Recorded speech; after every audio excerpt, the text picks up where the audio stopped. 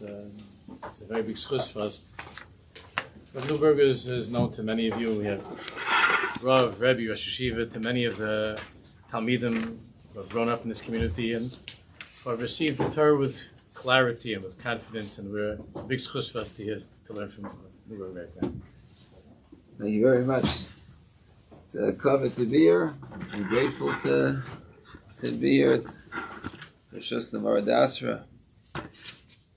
We covet to be in the shul and the presence of the Maradasra, because both as you know, the Kehillah and the guidance of Amir Rav has really made a remarkable impact on Klal Yisrael in a relatively short period of time. And in far and wide, and has really raised the ruchnius and the she'ifas of Klal Yisrael. And for that, we're very grateful. To come for me to spend some time with you this morning and learn together in the presence of the Morad Asra. We go back a very, very long time. Yeah. We learned together at the same table in the Beis HaMedrash for one period of time. Good to stay connected. It's to learn on a vacation day is of extreme importance, because learning is always important. When people learn on a vacation day, that's a limud chus, and every other day. And there's every other day means, if not for the requirements of Parnasa, if not for the requirements of the various avodas that you're in, so you'd want to learn every day. Like spend every morning in the Beis HaMedrash learning. So when you come together to learn on a vacation day, so that means that's says to Rabbon Shalom, this is where we really want to be. On other days, we have to earn a parnasa, we have to take care of things. But during this tkufa, particularly to increase our learning and give Klal Yisrael the zechuyas, especially this morning when so many yeshiva ketanas are closed. So Klal Yisrael needs more zechuyas, more learning dafka this morning. So it's a big covet to spend some time together with you. What I want to discuss this morning is a Rashi in next week's parsha. First thing I have to say, it's Parshas Vayishlach. So you do not want to be machshel somebody who has to speak at a Shever Brachos this week and the Bar Mitzvah, and then says quotes the Rashi, and then next week in the middle of lane he realized, oh my gosh, this is everybody knew that I was speaking with the wrong Rashi. So this is Parshas Vayishlach. The Eitz is a different parsha. So there's a part by Yishlach, Yaakov and Esav get together, and we're expecting high drama because Esav is coming with 400 soldiers, and Yaakov is expecting the worst of the possibilities. He has split his camp. He may have to say goodbye to part of his camp. He's prepared for that. So that was the first kinder transport, because that's what he had in mind. He had in mind that maybe there wouldn't be half of his machana there. And then when they finally meet, Vayorvatz Esav lekrosai, Vayechabikeyu, Vayipol al tzavara, Vayishkeyu, Vayivku. And Esav runs and he meets Yaakov and they embrace and they kiss each other. Esav kisses Yaakov, Vayivku, and they cry together. So Rashi explains that on top of the word of by Yishkeyu, on top of the word that they kissed, they're dots. When you have dots on top of a word, that means that really we should detract something. We take away something from the text. So what do we take away from the text? That's a machlekes. Rashi says, no kudolov. There are dots there. V'yesh cholkin bedavid is a machlekes. In the phrase of machlekes, yesh shedorshu nekuda zu loymar shaloi nashku b'chol liboy. That the kiss didn't really happen. The kiss was a strategy. It was a maneuver. It was phony. He had to do it. It was for show. But don't take it seriously. And Omer of Shimon ben Yochai halachahi b'yadua she'esav seini liYaakov. Because we know that Esav is not kissing Yaakov. We know that. So if the Torah has to write it, means the Torah wants to know that they kissed, and you put dots on it means that this tak is different. The sinner is different over here. The sinner was taken away. Not that the kiss, the sinner was taken away. We know that Esav hates Yaakov. So if we're taking something away, that means the sinners is taken away, and shenichmu rachamav ba'ois hashah v'noshku b'chol libay.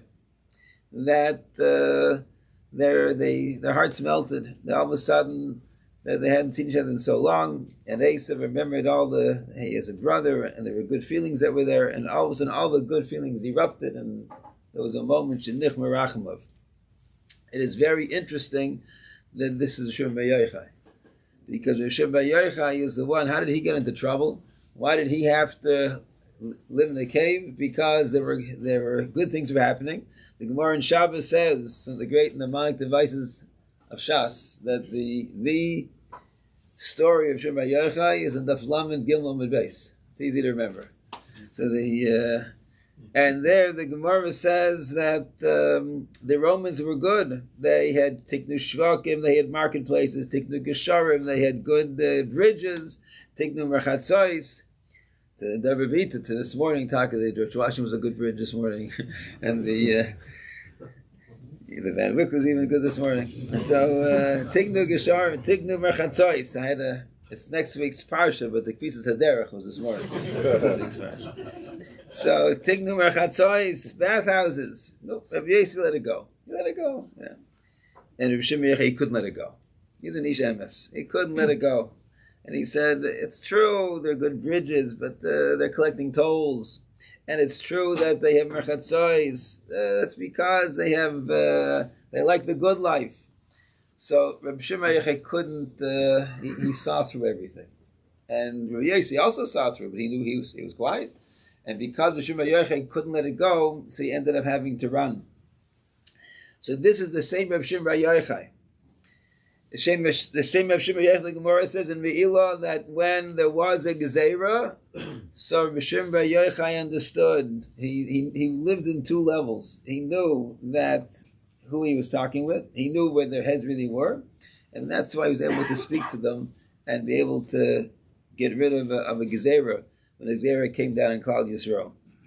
And Rav Nachum Zembes Zatzal, he points out that Rabbi Shimon Bar Yochai is the one who's Derish Talmid Torah. He always wants to explain a little bit deeper. Here he says halacha. He says we don't have to discuss why they hate us, why the Goyim don't like us. You should know this is something that you don't have to go into. Now, what I found fascinating is exactly how to understand Rabbi Shimon Bar Yochai's position. Is a machlekes to many svarim, but it really came to a head in the 1950s in the Lower East Side, because there we find that Rav Moshe and Rav Henkin disagreed as how to learn pshat in this Rashi. This is Shimon Bar Yochai. First Man Damar holds that the non-Jews always have a deep dislike for us, and when we see anything other than that, it's l'tzarcham, it's a strategy. What did Rav Shimon Bar Yochai say when he said Nichma Rachmav? He was a real moment of tenderness, a real moment of the Kodesh Baruch Hu gave good feelings to Esav. So let's look at Rav Henkin first, and then we'll look at Rav Moshe. Rav Henkin, again, when I was growing up, so Rav Henkin and Rav Moshe were both the Gedolei America, the Gedolei Yisrael that American Jews turned to. Some Rabbanim would turn to Rav Henkin, and some would turn to Rav Moshe. And they locked horns on a few things. The famous thing they locked horns on were whether one should take a break and have Kiddush for Tkiyas Rosh Hashanah morning. Rav Moshe said it's okay. Rav Henkin was Aish against it. And the other issue when they locked horns on a much bigger issue, and that is civil marriage. Rav Henkin held anybody who was civilly married needed to have a get. So even though if the Kiddushin wasn't a kosher Kiddushin, he still said they required a get because of the civil marriage. And Rav Moshe, we know, saved many, probably tens of thousands of mamzerim because he held that the civil marriage doesn't require a get and a Kiddushin Shal Pi Din doesn't require a get. But when Rav Henkin began to decline in his later years, and he wasn't so clear, so people that went to visit him said that sometimes he would say you shouldn't eat before Tkiyas, and the civil marriage is a marriage, requires a get. In other words, it took such a chrayis for Klal Yisrael that the things that were embedded inside of him were the things that he thought he fought for. And he thought that's what Kodesh Baruch Hu wants from us. So those are the things that he kept on repeating in his later years. But we live by Rav Henkin, because the luach that American Jews use, there are changes. We sometimes go a little bit different than we do the brackets, don't do the brackets. But basically, the basic anhag of American Jews is Rav Henkin's luach. He was the one who gave us the luach. And the basic, the transliteration of names. Every Rav who sits down to do aksuva and the Rachmas on a get is working with Rav Henkin's. He had to figure out how to spell the English words in using the Oisies. So he established the convention and so many things in post-war Jews. Henkin was only established on Hag of Klal Yisrael. So Henkin writes, and this is source number 7, I'll go back to Rav Moshe. Va'ovain plili, he writes very strong. Va'ovain plili, it's terribly incorrect. Mitzad osam ha'meitifim ha'patponim shedorshim tomen halacha hu esav soine li'Yaakov. The people who continuously are meitiv, that's their mantra. They say over and over again that the Jews hate us. It's deeply embedded. Esav soine li'Yaakov. V'asinai lamis, and it'll always be there. It's eternal. Zeh neged ha'emes. It's simply not true. Neged Chazal v'amikra, and it's against Chazal and against the pasuk. She'esav gufo lo'i ha'yer rosh ha'tomid. V'sin osei paska al yedein hagam as emes. He said Esav was not consistently a Rasha. Esav was very nice to Yaakov Avinu. Esav was forgiving of Yaakov taking the bracha. Esav wanted to help Yaakov. We'll go together. He says sometimes Esav conducts himself properly. But combine Esav or Rishon, that can be a one Rishon. He says Esav, like the very first Esav. Kain, Haim, Gam Kain, Deirosav, his progeny also. Shachnom Evia L'Shalom. That he says sometimes if we are humble, if we defer, we can live more peacefully. And when Ben Zayma says Esav Mechuban Amachabe Esabriyas, that a person who receives honor is a person who gives honor, gives kavod. Kavanase gam neged umayis. It's true between all of us and between their non-Jewish neighbors as well. When we give them kavod and we embrace them, we can be kind to them, and they become people who love us. We say that you guys will always hate us. We can never curry favor with you. There is a similar comment in the Hamik Dover, the Netziv, source number 8. The Netziv points out that the Chumash says, Vayisha Keyu, that Esav kissed Yaakov, Vayivku, and they cried. So Hamik Dover says that Shneyem Bachul, they both cried.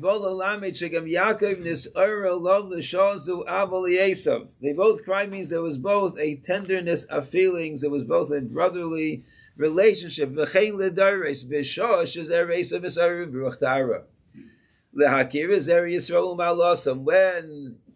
Esav, when our non-Jewish neighbors recognize what we can contribute, when they recognize what we have to offer, as gam anachnu misarim lahakiris Esav, we also begin to recognize what Esav can offer us. Yaftalikim liyefes kiyachinu, because we are brothers. There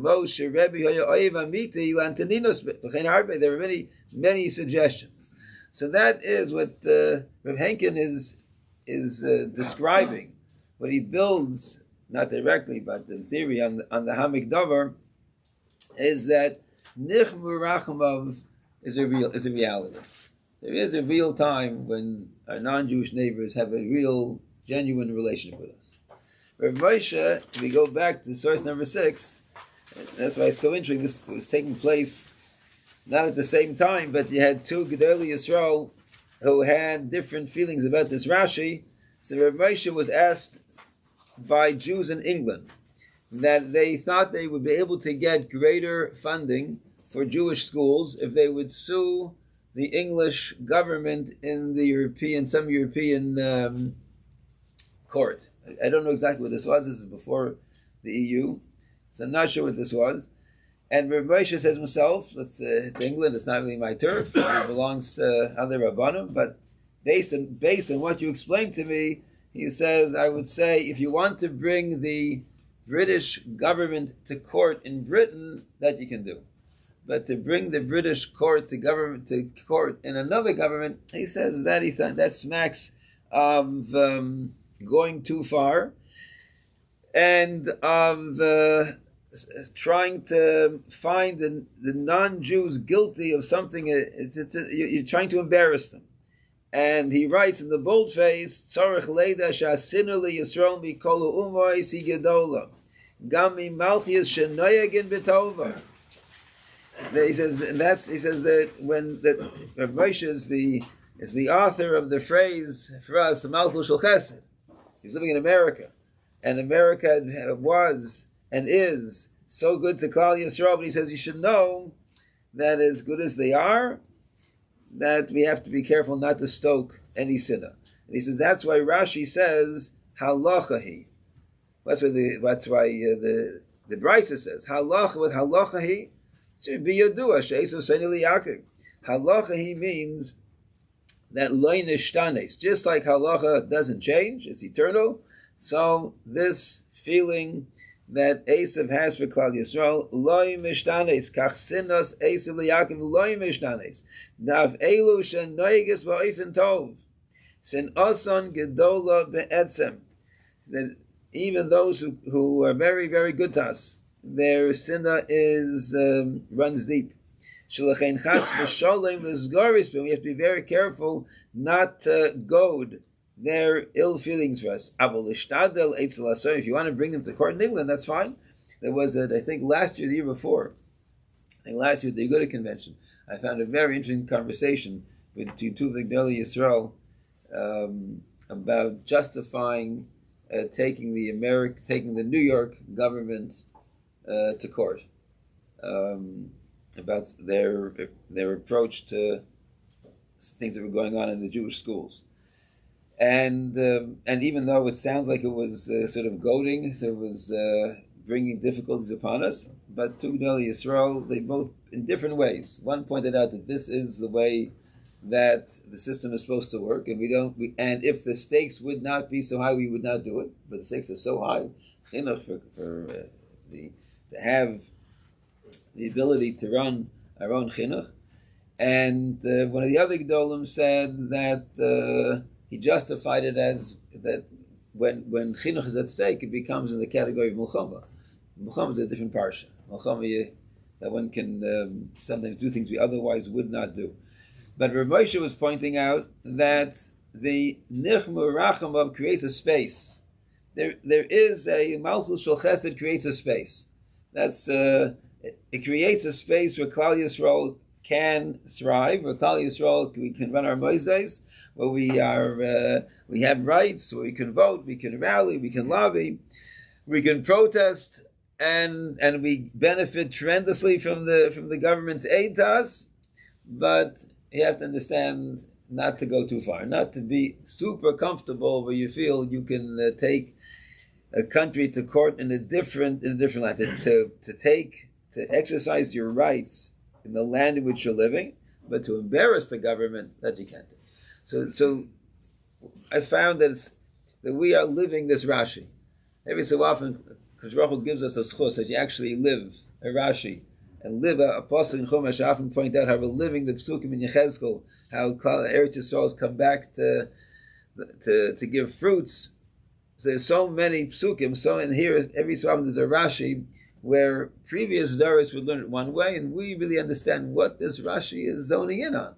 Rashi is zoning in on, as Rosh Yochai is saying, that there is a period of time where nichmu rachamav, and nichmu rachamav means halacha. You have to understand, the Rav Moshe writes, Rav Henkin writes, that there are real sincere lapses in Esav Soni Yaakov. And Rav Moshe writes, there are bubbles, there are spaces where the sinner is less present, and we function as being less present. If we understand where this Rashi is coming from in terms of the Parsha, in terms of what's going on in Chumash, so look at source number 9 is number 10. Number 9, I just took a random comment off some website, I'm not sure where it's from, but it's something that we often feel when we're going over the Parshas, it comes up certainly when we are teaching the Parshas. And that is, was Aish such a bad guy? When you look through Chumash, he doesn't look so bad. He was marching with 400 men, but at the end of the day, Esav and he could defend Esav. Yaakov caught him at a very, very weak point. He was famished, he was starving, and Yaakov took advantage of it. And Esav lost the bracha, and Esav said, "I'm not going to do anything to Yaakov while my parents are alive." And he was mechamed oveim. And Esav, according to Rashi, tried to marry, at least in some way, tried to marry people that would make his parents happy. And Esav, push comes to shove, when he meets Yaakov, he's such a gentleman. He says, "Let's go together. I'll protect you. We'll go together." Yaakov has to push away. So Chazal tell us that Esav was Esav a Rasha. So the Ramban points out the very beginning of Yishlach. Ramban writes, "Nichtava parsha azois laidia ki tzila kadosh baruch hu es avdo ugalo miyad chos v'menu v'yishlach malach v'yatzilei." Ramban says the beginning of Parshas Vayishlach, and more clearly the fight with the Malach. What's the point of the fight with the Malach? Why do we have to have so many psukim about Vayivasa Yaakov Levadoi, and they had a fight, and there's issue with the name? Yaakov will get the name anyways later on. So what is the teaching? What do we learn from this fight with the Malach? So Ramban says the fight with the Malach is to explain to us that this was a nace from the Rabboni Shalom. Yaakov Avinu was getting a nevuah.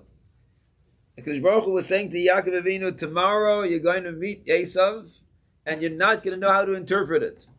You're going to meet Esav, he's going to be such a nice guy, he's going to be a brother.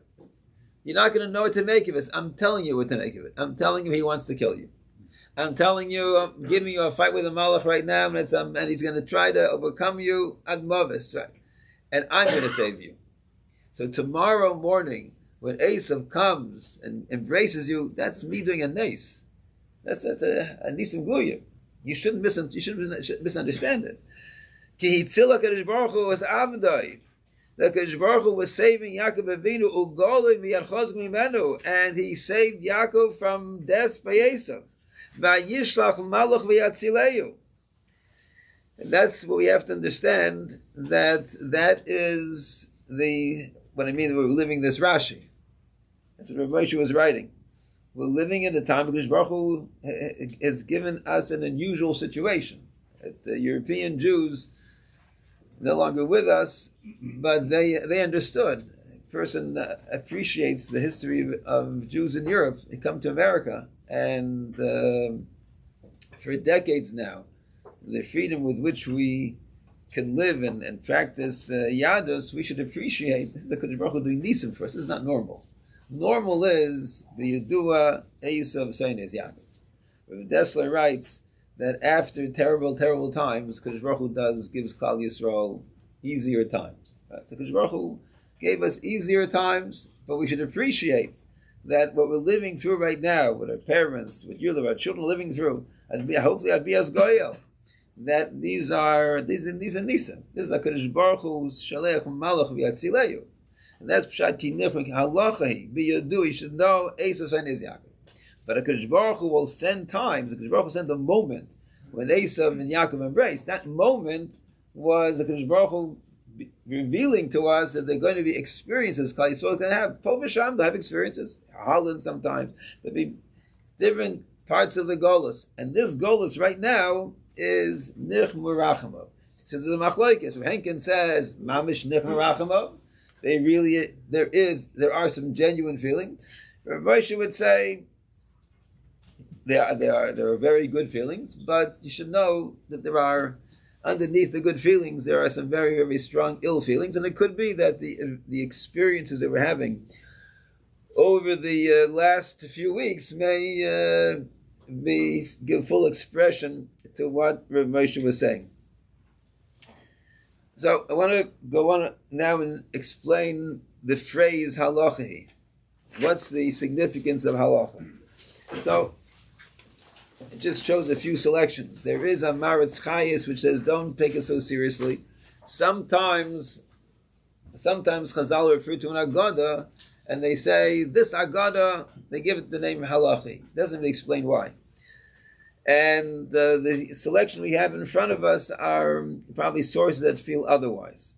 So the Ramban, source number 11, the Ramban says that, tells that, the Gemara says, the Medrash says, that whenever Rabbi Yanai would go to Rome on behalf of the Jewish people, he would always learn Parshas Vayishlach.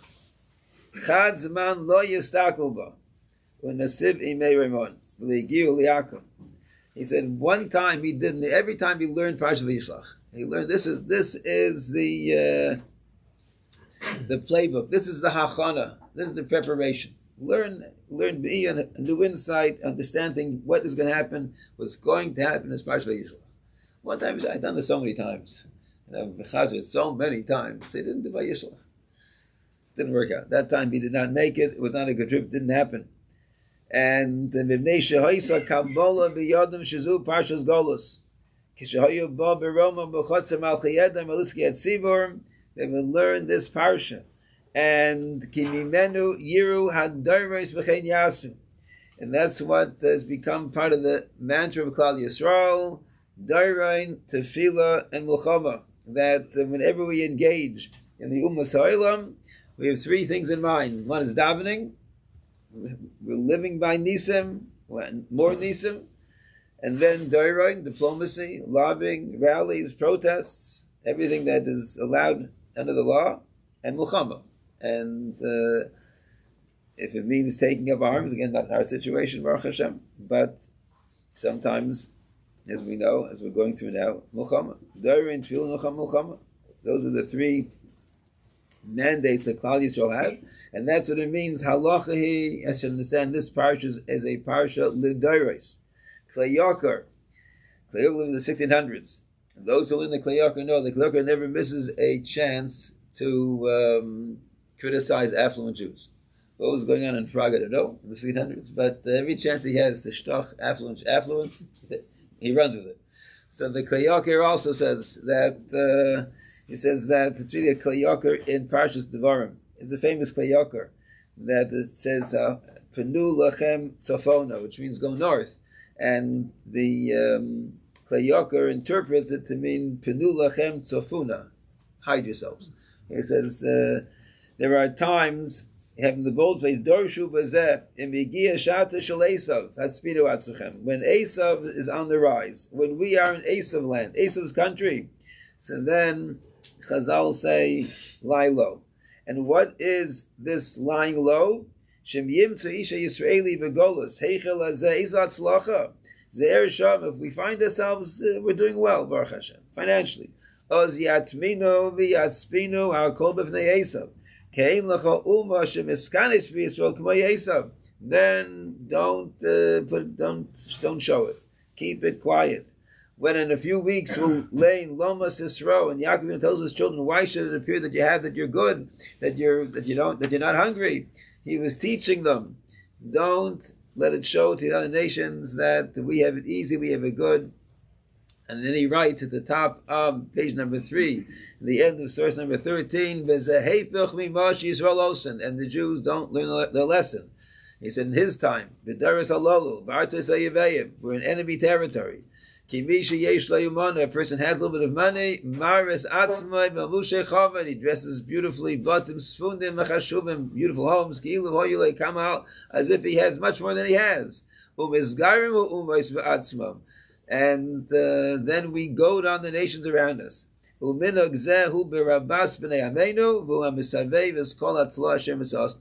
he says, in this practice the Jews have is rampant, and it causes us no end of trouble, and that's what we should learn from Halachi, Esav, saying it's Yaakov.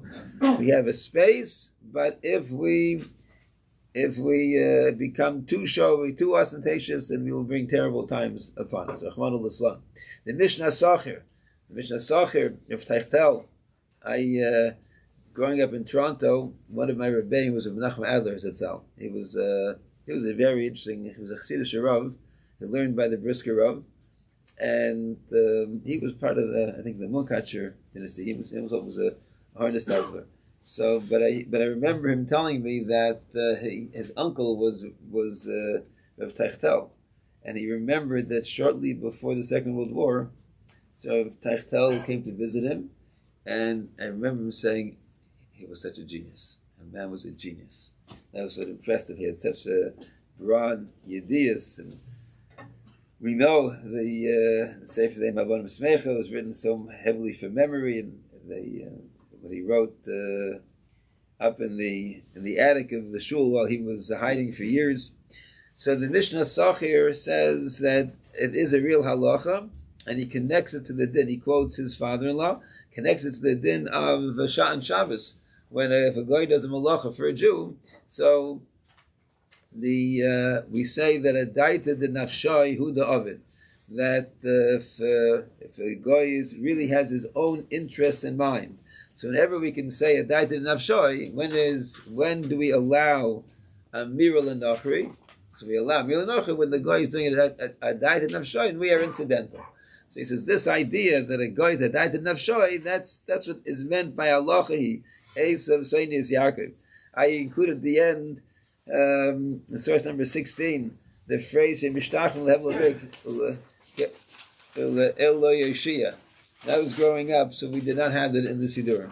That the censors took it out in Europe, and it was not put back till probably 30 years ago or so. When the art scroll came out and they put back this pasuk, I thought it was very ill-advised. And we all knew it was missing. Right? We all knew that in Yom Ne'eram, and you don't touch davening, and Yom Ne'eram was there. But the censors took it out in Europe, and I thought that it's a smart thing not to have it. We shouldn't feel so comfortable in America that we can say, Shei Mishtach Hevel Vrik. Now again, if he stops somebody, he'll say, oh, those are the pagans in Southeast Asia someplace. But that's not what the Goyim will read. They could read our Sidurim, and it could be terribly offended. I thought it was a mistake to put this back in to the daily davening. I thought that we have to remember, we have a Malchus Shel Chesed, because Baruch Hu is doing Nisim for us, Nichma Rachamav, but Halacha b'Yeduah she'esav Seinis Yaakov. So that's so what did we learn? We learned that there's an event with Yaakov and Esav. We learned that Chazal explained to this event is what we're living through. That we're living through Nichmu Rachamav. That the different ways of understanding Nichmu Rachamav. There are Tanam who said, don't be fooled by when the Kodesh Baruch Hu put the dots on Vaishakeu, he was saying it's phony, there's nothing, no substance to it. European Jews went through the Milchama, so they held that shut. They didn't read the very, very end of the Rashi. Rabbi Shimon Yochai says, with all of his passion for emes, that got him into trouble, that put him into a cave, gave us the Zion eventually, but he said, no, Nichma Rachamav. It happens. What does it mean, Nichma Rachamav? Hamikdovar of Henkin said it's genuine. It's real. We can really go with it. And Rav Moshe says, you should know that what it means is a certain space.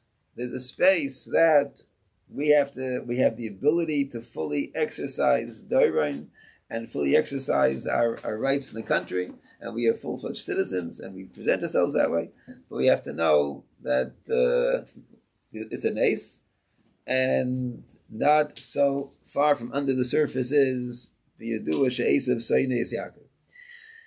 So then we explained that how that fits into the parasha.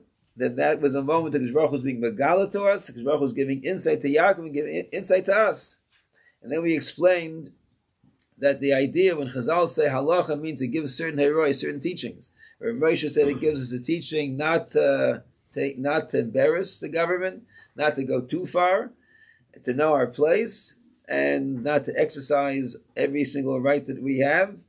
Yaakov says it means Hayirah came out that we should always live under our means, so to speak. We should not live ostentatiously.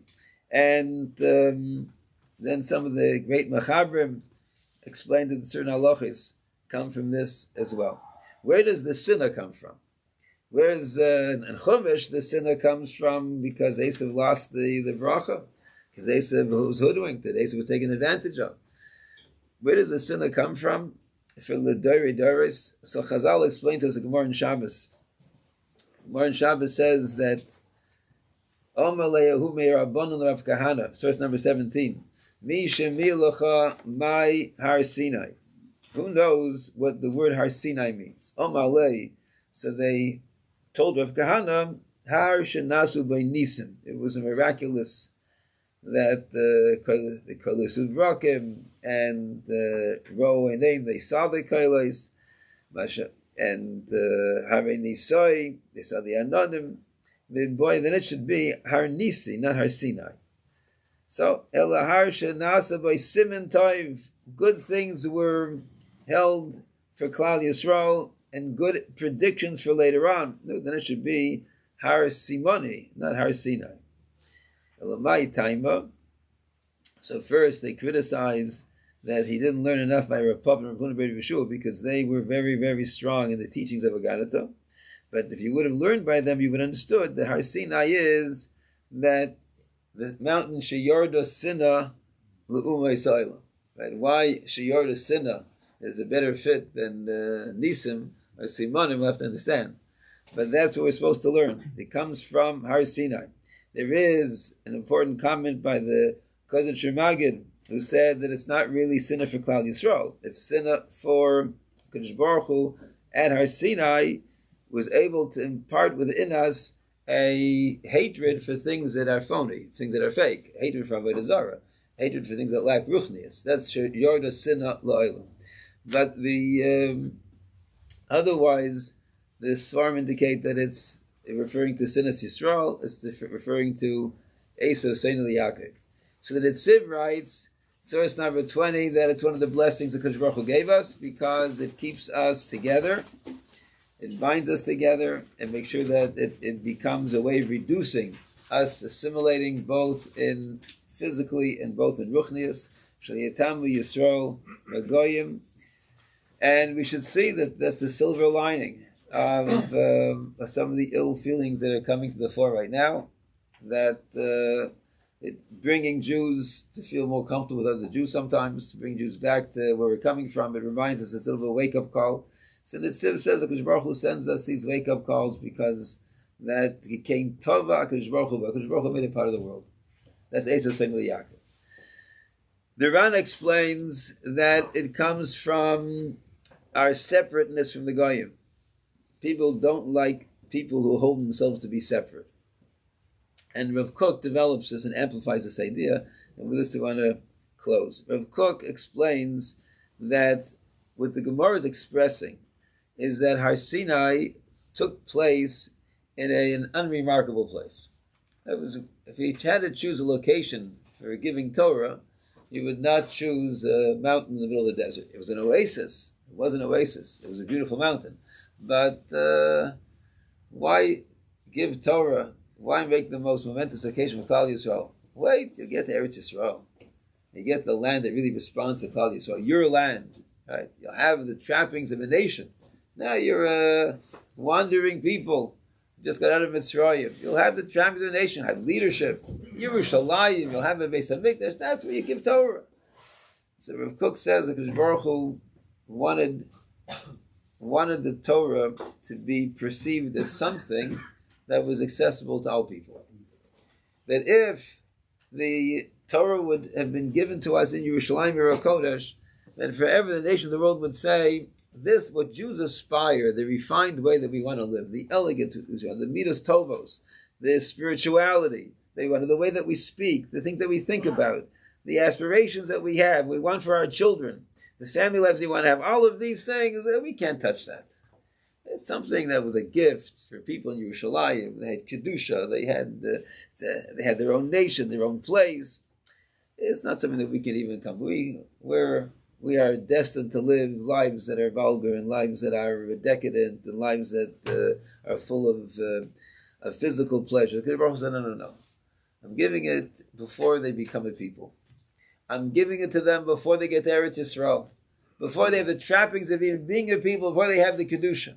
It's in a desert, because I want the Ummah Shalom to know using my words, they may not have access to everything Kodesh Baruch Hu is giving Klal Yisrael, but access to being refined people, access to living lives that are entirely purposeful, living lives that are peaceful, having wonderful relationships, that is accessible to everybody. So Rav Kook writes, so when that message gets out, and we have taken this seriously, and we're part of the program, and others don't join the program, but it was said to them, you could be part of the program. So that's Yoda Sinalola. That is a challenge that we give to the world, and since most of the world is not open for the challenge, they don't like us for that. They dislike us. Rav Kook says that's what it means, that it could have been Har Sinai, it could be Nisim. I didn't want that there were Nisim there, but I did not want their lives to be entirely miraculous, because that would have said only accessible to Jewish people. There were great simanim for Klal Yisrael, great things that happened there that gave such a great future. Anani Yaakov, there were, but overall, it's still a desert, and it's an unremarkable place. There are other oases as well, because I didn't want people to say, the Ummah to say, again, this is for people that have such a great future, such great simanim. I would think that the reason why it's Sinai is Sinna, it means that Kodesh Baruch Hu was saying it's not Sinai Lamis. There will be a time. If it would have been Har Sinai, Sin, Nun, Aleph, hey, that means the Sinna is eternal. So it's a different name, Sinai. One Talmud Chacham made the comment that in a lot of languages, in English is correct, that the SYN means to bring together, right? To synthesize, synthetic. So that might be a word that will mean a lot to the Ummah Ha'olam, that be able to synthesize Kodesh Baruch Hu's challenge to us and the lives that he's given us to live. But Rav Kook points out that this is that the sinner comes from being challenged to live a certain way, and sometimes it's under the surface, but it's there. So what we should keep in mind, especially now, we're learning a sugya because we're living through the sugya. So it gives us a little bit more depth to what we're living through. We can understand from Chazal what we're living through, so that helps us, gives more depth to our lives, gives greater depth to our relation with the Rebbeinu Shalom, gives greater depth to our davening. So we're now living through Rav Moshe Feinstein's appreciation of this Rashi. Nichma Rachamov. And Rav Shimon Yochai, the Shema, says that there will be moments when it's mamish nichma rachamov. But we have to remember that those moments are nisim from the Rebbeinu Shalom. They are what the Malach represents. Because Baruch Hu sends us a nes, so we have to run with the nes. We have to build beautiful moisdes. We have to teach Torah openly and publicly. We have to teach Torah in a way that is nichnas el libam shevolechad v'yechad, because we're able to, and we're able to light menorahs in the window. You don't have to light menorahs in al shulchan diyai. We're able to do that, and it's a great opportunity, and it's a great challenge to us. At the same time, we have to remember that there is, as Rav Moshe would write, others disagree. Rav Moshe would write, but we have to remember that there are things that we can do and we should do. There are dairon, there are protests and rallies and lobbying and working with the system in the way that it's supposed to be worked with. We have to understand that we can't, that there is a sin under the surface, which sometimes comes to the fore, and we're seeing it come to the fore in different places, in very, very disappointing places. But that is part of Klal Yisrael, and then we should appreciate what that means to us. It means that Kodesh Baruch Hu's, it's with all the difficulty, with all the upsetness, and with all the precariousness that it means over here, it's the Kodesh Baruch Hu wanting us to draw together, it's the Kodesh Baruch Hu wanting Jews who may not be so connected to find greater connection. to distance themselves, to understand, to appreciate. There are things that really do separate them that they may not know. And then HaKadosh Baruch Hu is reminding us of the greatest gift that He gave us. That He gave us the ability to embrace such an elegant and refined way of living. That He gave us the ability to embrace the loftiest, the deepest ideas, Chachmas Elokis. He gave us the ability to become close to the Rabbi Kirvas Elikim.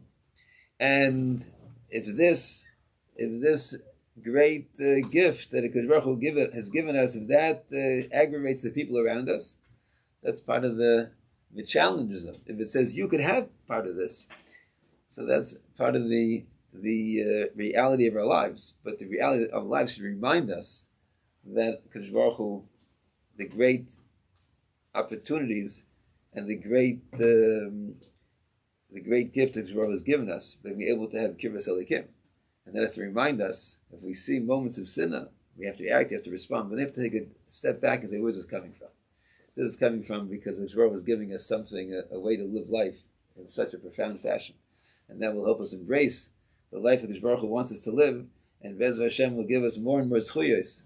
So that will come to the time when Lord Das Hashem, and when the event of Sinai will in fact impact all the nations of the world, and that will create such a strong covet for the Ribono Shalom and for the wants of His people. And we should all be zeicha to see those times come very soon. Amen.